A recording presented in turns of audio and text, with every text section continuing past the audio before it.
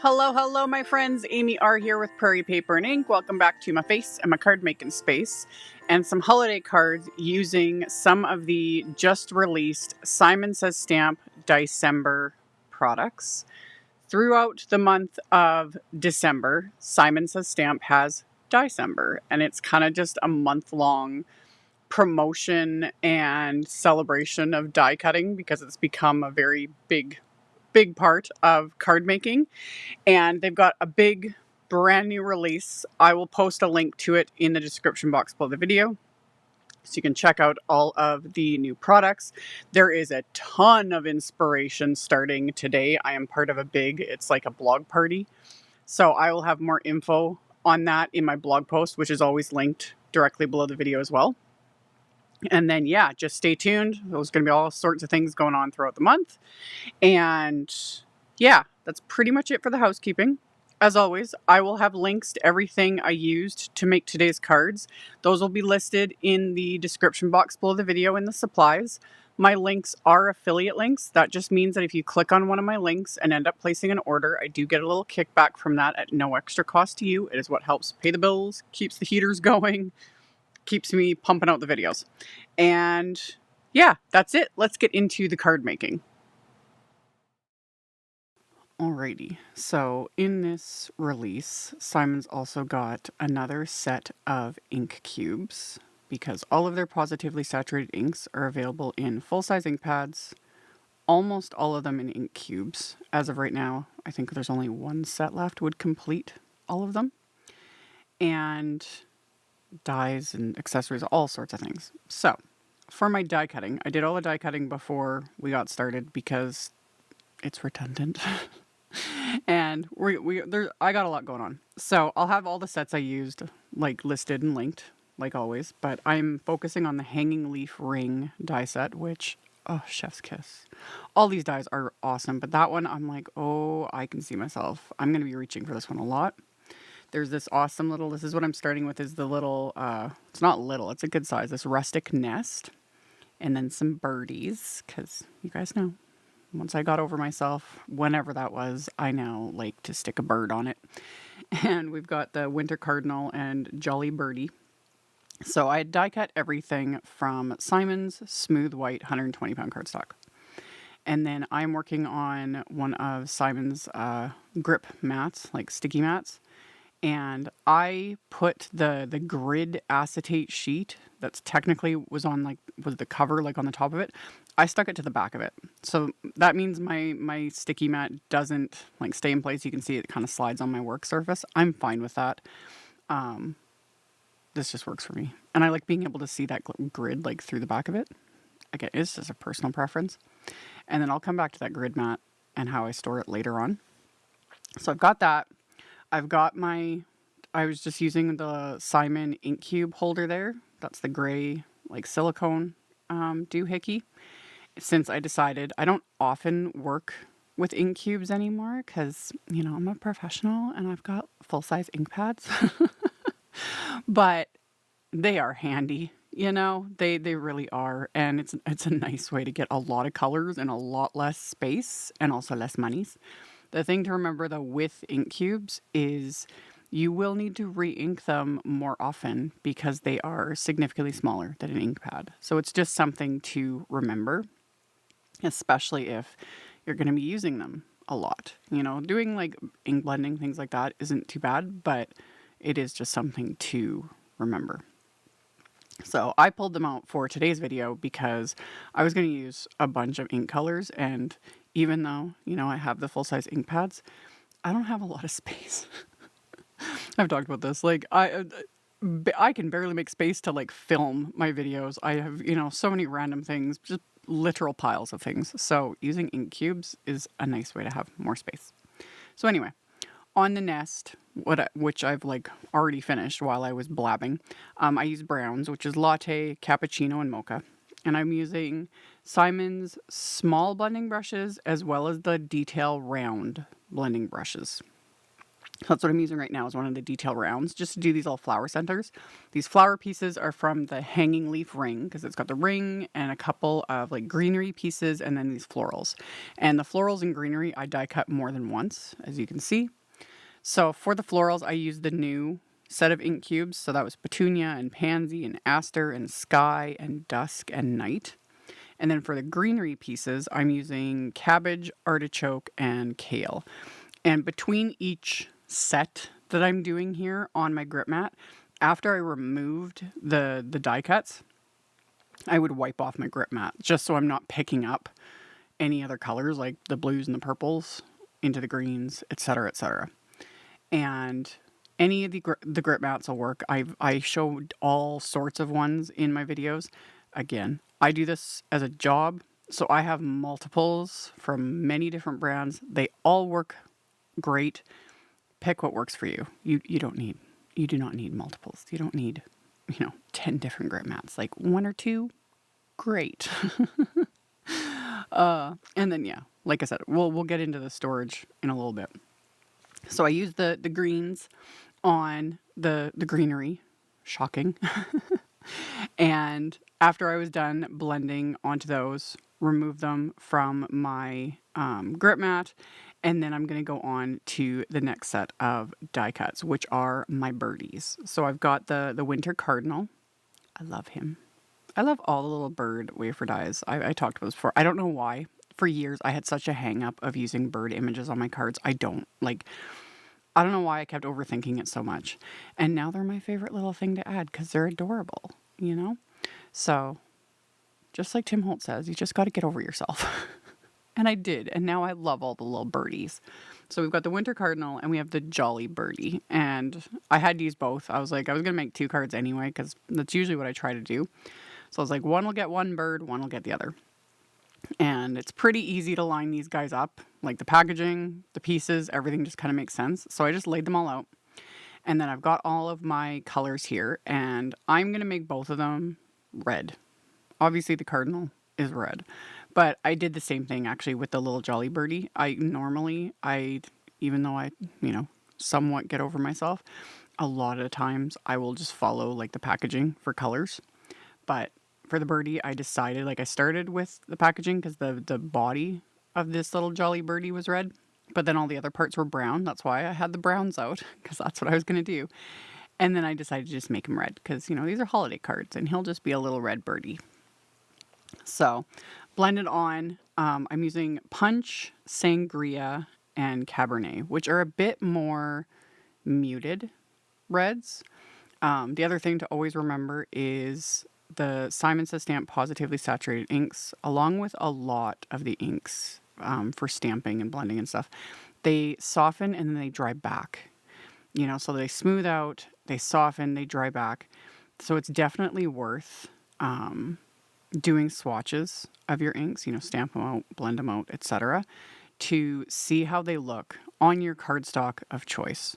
Just because how it goes on wet looks a fair bit different with a lot of the colors when it's dry. So I just like to always mention that because as I'm blending and looking at the screen, it's like, oh, it's going to be like softer than this.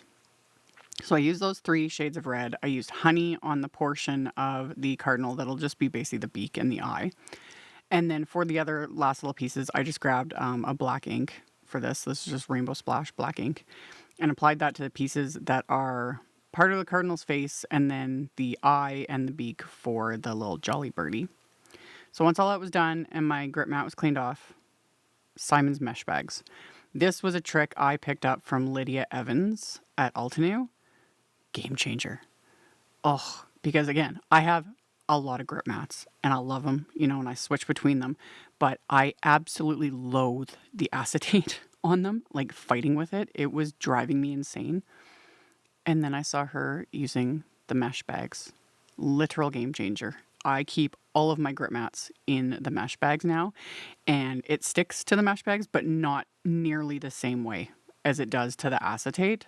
Love. So, yeah, it's wonderful. And then I just have like a stack of them kind of upright, stuck in a basket right beside me. And then just depending on what I'm working with or what brand I'm working with, etc., I can just grab a mesh bag, grab my grip mat, and we're good to go. So after I put my grip mat away, I assembled my little birdies. And like I said, super simple to adhere all these. I just used some craft tacky glue and popped all the pieces into place. That old jolly birdie came together, no problem. He's just so cute.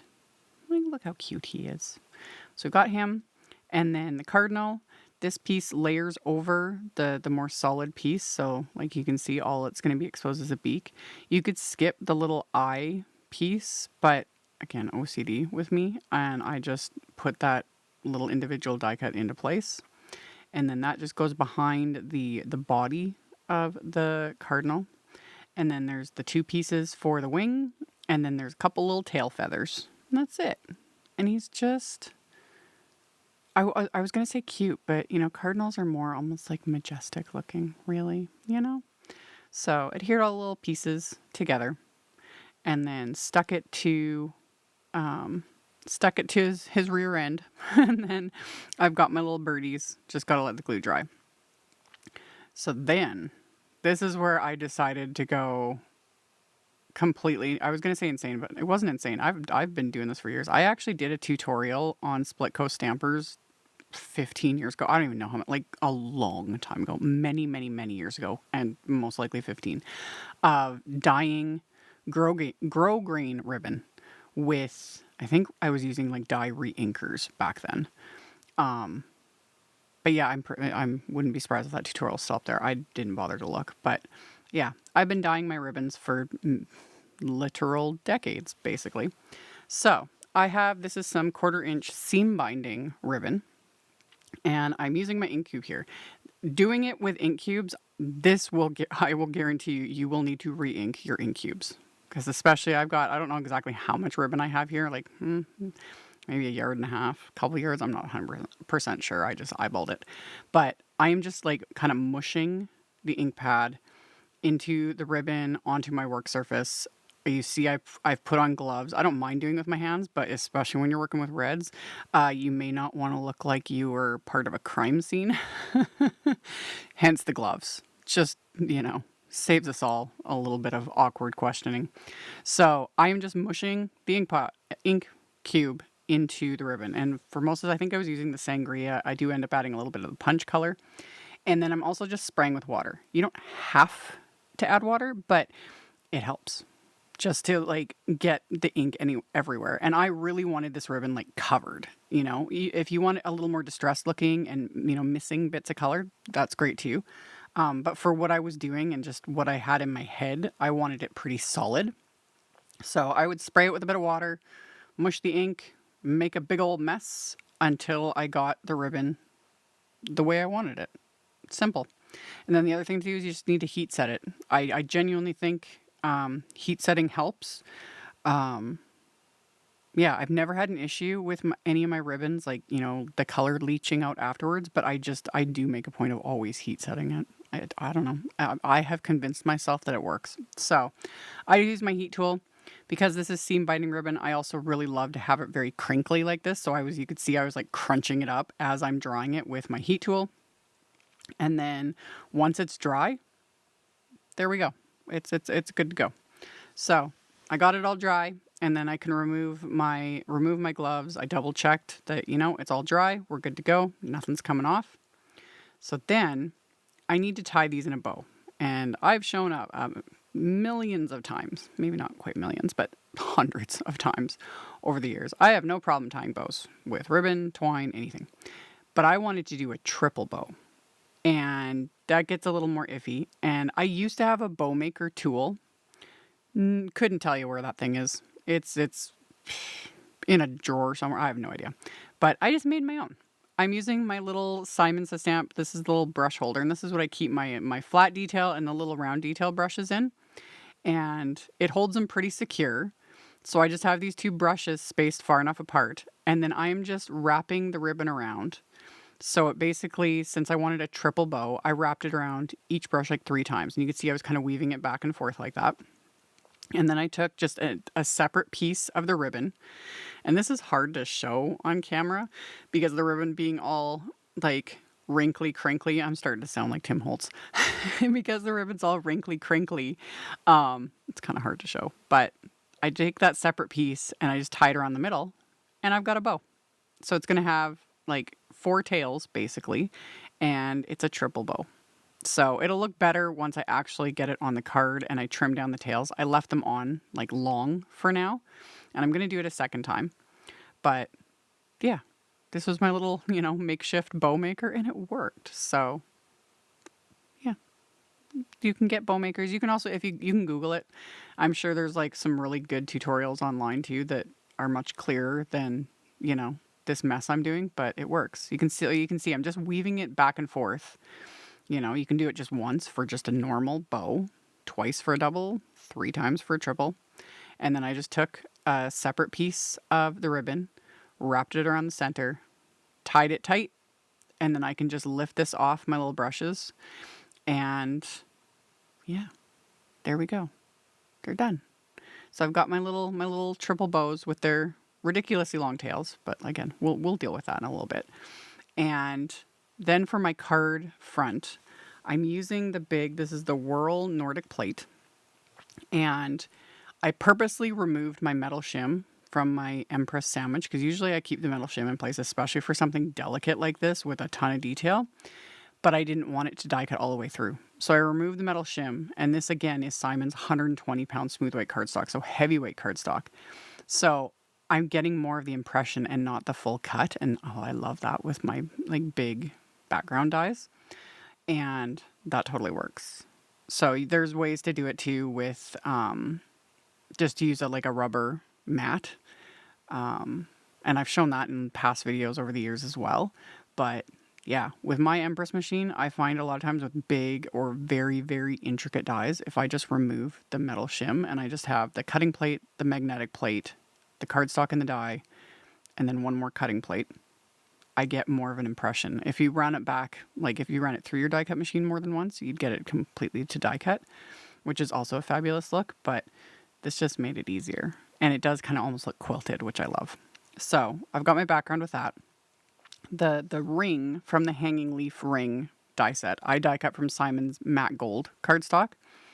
And when I adhered it, I avoided the hook at the top. There's no adhesive behind that because that's going to come into play in a couple minutes. So I adhered it to the card front with my craft tacky glue. And then you can see I just assembled my little nest for my birdie, and then stuck my bird into place with some foam adhesive just to give it a bit of dimension. And then I'm just tucking in the greenery bits and then the florals from the hanging leaf ring die set. And just adhering everything with craft tacky glue. And I do the exact same thing for the second card front. Didn't bother filming that because it literally was the same thing. I just used the other little birdie and I varied the florals a little bit, but it was all basically the exact same thing. So I'm going to get my little florals adhered onto this one. And then I also decided to adhere a couple just along, closer to kind of the top of this hanging leaf ring. I really like this die. It is a fun die set. So I'm going to adhere the little florals, and then I had cut apart one of the greenery pieces. So then I just cut a couple little leaves off that to tuck in as well, just cause. So I'm going to get those all adhered into place, just like so. And then to attach the bows, because they're somewhat larger, they're not enormous, but they're kind of freestanding bows. You could either use a really strong adhesive. I honestly would recommend like hot glue, honestly. Craft tacky works as well. But another thing that would work is to basically like sew it onto your card front, which same thing. I've kind of showed that over the years and with different videos. So for this, I took some gold thread and I threaded it through just a big old needle. And I'm going to use that to attach the bow, but also to give the hanging leaf ring like something to hang from. That was why I didn't put adhesive behind the hook. So I threaded the gold thread through that little hook.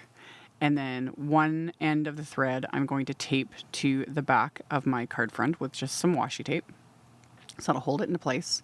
And now it's threaded through. And then I can run the needle through the back of the bow here And this way, this will secure this bow to my card. So it is not going to come off because it is literally sewed into place. So I ran the needle through the back, and then I just took the other end of that gold thread, pulled it along the top, pulled it over to the back, and then taped it into place with another piece of washi tape. And then I can trim off the tails of my bow here. And then just to keep it in place so it doesn't slide up on that gold thread, because metallic thread is finicky to deal with because it's very slippery, I am still going to put a little bit of craft tacky glue. I'm just going to squeeze it right behind the knot of the bow. And then I'm going to use my reverse tweezers to pinch the bow to the card front while the glue dries.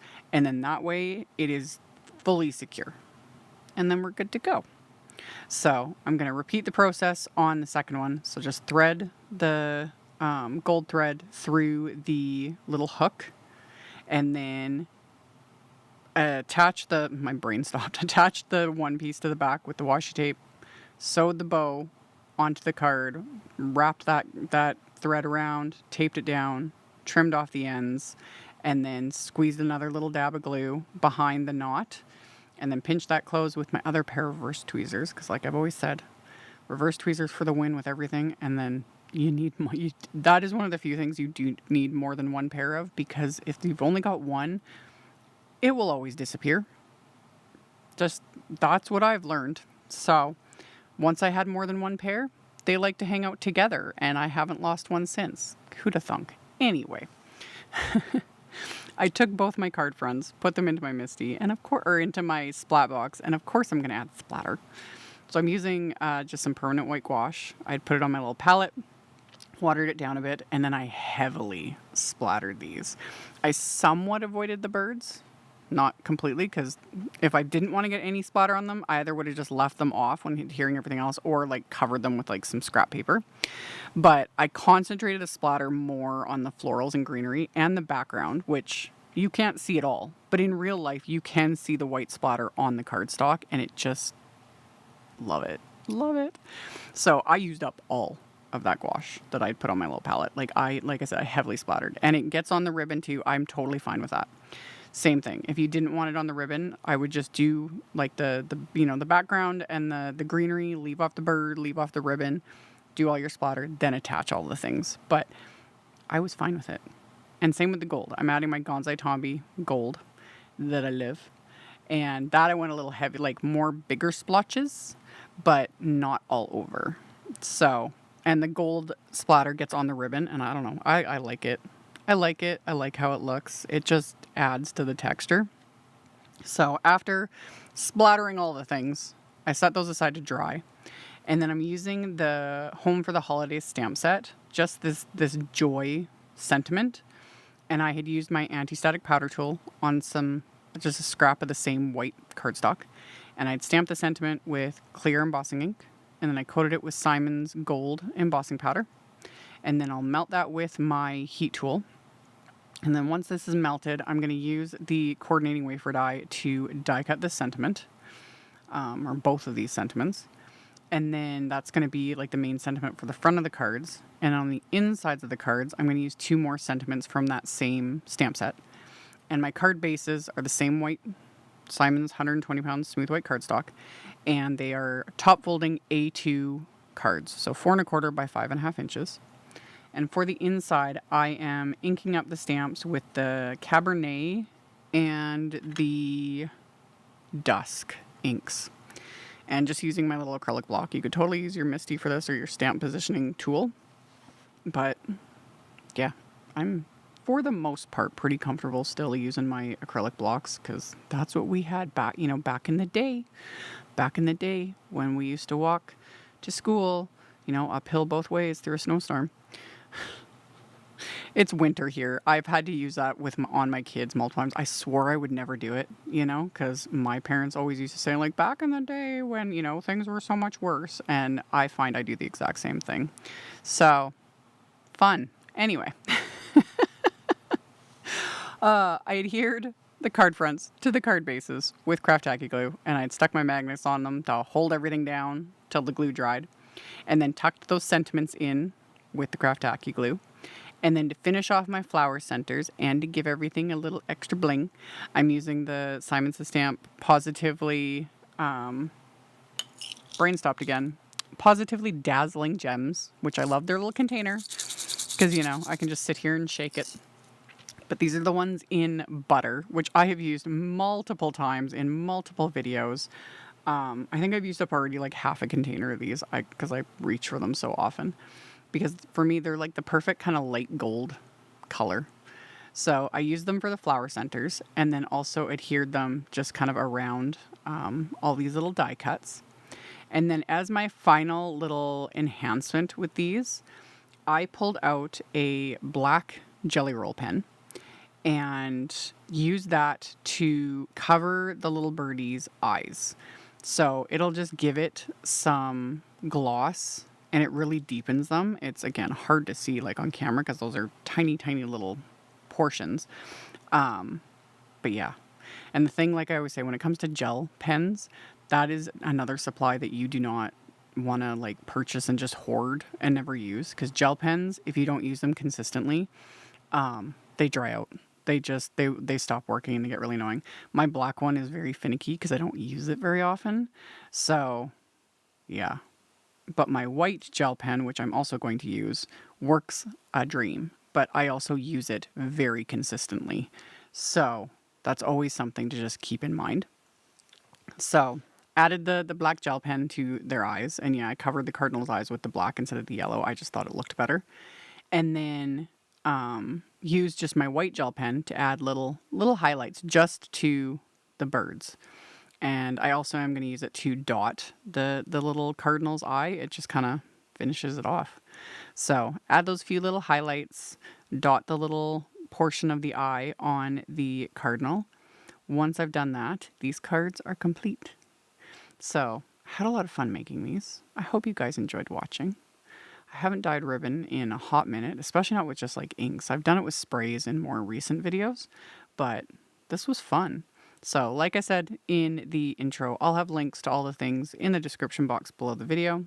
It's definitely worth checking out my blog post because, again, there is tons of inspiration and just ideas and all the things from just an insane amount of amazing makers. So check out the blog post so you can hop around and see all the inspiration. Thank you all so much for taking the time to hang out with me, for thumbs upping and commenting. Subscribe if you haven't. I'd love to have you, and I'll see you all very soon in the next one. Bye. Thank you so much to my amazing Patreon supporters. For anyone that might be interested in joining my Patreon community and supporting me, the link to my Patreon is in the description box below the video. For everyone else, as always, thank you all so much for taking the time to watch my videos, for thumbs upping, commenting, subscribe if you haven't, I'd love to have you. And here's a couple other videos for you to check out in case you missed them. Bye!